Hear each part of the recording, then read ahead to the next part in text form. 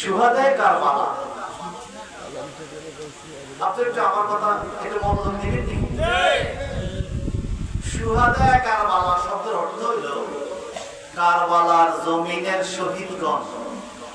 শুহাদা মানে অনেকজন শহীদ।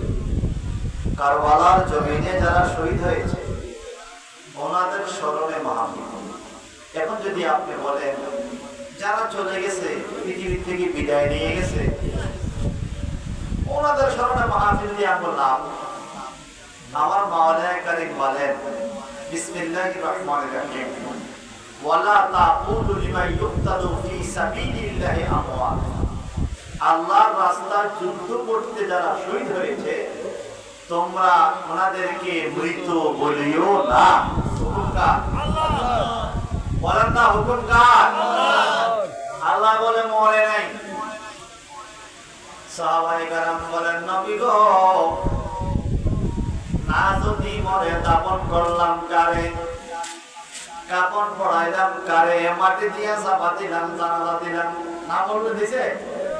যেমন বর্তমানে আমাদেরকে এরকম বুঝায় কিছু দুশমনের রাসূল ওয়াজের মধ্যে বুঝায় যে অমুক আল্লাহ ওর দরবারে গেছে নিয়ে গেছে এত মরছি জানাজা হইছে কি হইছে এ বুঝানো জানাজা হইছে, কাপড় পরাইছে, গোসল করাইছে, জিন্দা মানুষ মরে দিছে, ঢুকাইছে মসজিদে ঢুকাইছে। হ্যাঁ কেমনে জিন্দা হয়? রাসূল কি আপনাদেরকে দেয় না? দেয় কি না?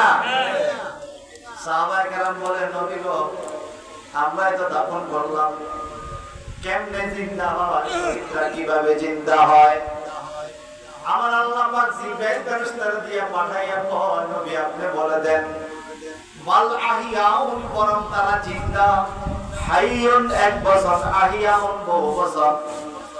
হাইয়ুন মানে একজন জিন্দা, আহিয়াউন মানে যত মানুষ শহীদ হয়েছে কিয়ামত পর্যন্ত হবে সবাই জিন্দা। সুবহানাল্লাহ। কেমনে? আল্লাহ বলে কেমনে তোমরা এটা বুঝবা না, ওয়ালাকিন লা তাশউরুন, তোমাদের সে অনুভূতি শক্তি নাই, শুধু মানো আল্লাহর ওলিরা জিন্দা। জোরে জোরে বলুন সুবহানাল্লাহ, আওয়াজ দিয়ে বলুন সুবহানাল্লাহ। সেই শহীদদের মধ্যে এই মুহররমের চাঁদের 10 তারিখ কত ঘটনা ঘটছিল আমরা গ্রাম থেকে আপনারা শুনেছেন। আদম নবীর সৃষ্টি, আদম হাওয়ার বিবাহ, আদম আলাইহিস সালামের পৃথিবীতে আগমন, পৃথিবী থেকে প্রথম দোয়া কবুল, নূহ আলাইহিস সালামের কিস্তি জুদি নামক পাহাড়ে প্রথম মুহররমের 10 তারিখে বিপসে ইরাকে। এইভাবে অনেক নবীদের রাসূলদের ঘটনা। মুসা আলাইহিস সালাম দিন-রাত পাড়ি দিয়ে অপর পারে গেছে, ফেরাউন ডুবে মরছে এই মুহররমের 10 তারিখে। ঈসা আলাইহিস সালাম দুনিয়াতে আসছে মুহররমের 10 তারিখে। আল্লাহ পাক ওনাকে তুলে দিয়েছে মুহররমের 10 তারিখে। যতগুলো গুরুত্বপূর্ণ ঘটনা খোদার সৃষ্টি জগতে হইছে প্রত্যেকটা তারিখ ছিল মুহররমের 10 তারিখ।